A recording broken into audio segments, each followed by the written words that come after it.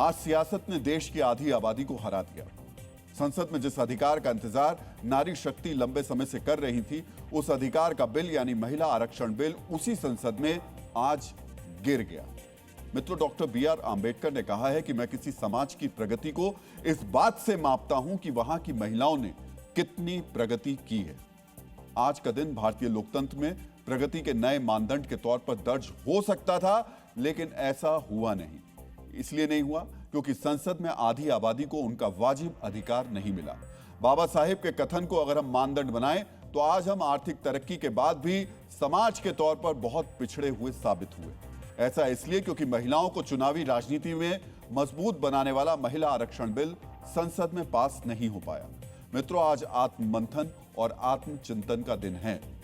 आज ये सोचने का दिन है कि दुनिया के सबसे बड़े लोकतंत्र में आधी आबादी को अधिकार देने के लिए एकजुटता क्यों नहीं है। मित्रों, महिला आरक्षण से जुड़े 3 विधेयकों पर आज 2 दिनों तक 21 घंटे की चर्चा के बाद वोटिंग हुई, लेकिन संविधान संशोधन बिल 2/3 बहुमत की दीवार को पार नहीं कर पाया।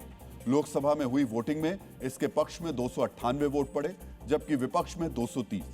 संविधान संशोधन बिल को पास कराने के लिए 2/3 बहुमत की जरूरत होती है, इसीलिए यह बिल पास नहीं हो पाया। यानी महिला आरक्षण को लेकर 3 दशक पुराना इंतजार और लंबा हो गया है। एक तरफ सत्ता पक्ष का प्रदर्शन है, दूसरी ओर विपक्ष का जश्न है। एक तरफ तो सत्ता पक्ष की महिला सांसदों ने बिल के गिर जाने के बाद संसद परिसर में प्रदर्शन किया, नारी शक्ति के अपमान के नारे लगाते हुए विपक्ष को कटघरे में खड़ा किया।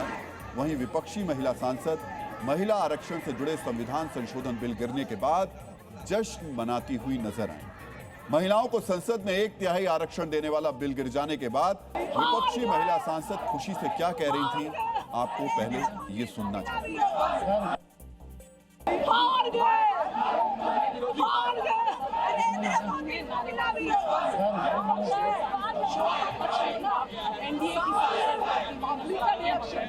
मोदी और अमित शाह का सामने लगा के जो मजा आएगा,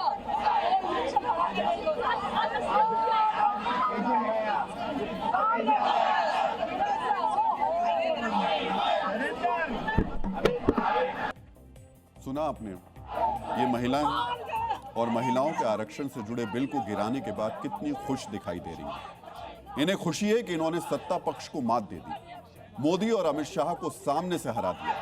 राजनीति में विरोधी खेमे को मात देने पर इनकी खुशी जायज है, लेकिन विपक्ष की इन महिला सांसद को यह भी समझना चाहिए कि वो महिलाओं के आरक्षण वाले बिल के गिरने पर जश्न मना रही हैं, वो भी एक महिला हो।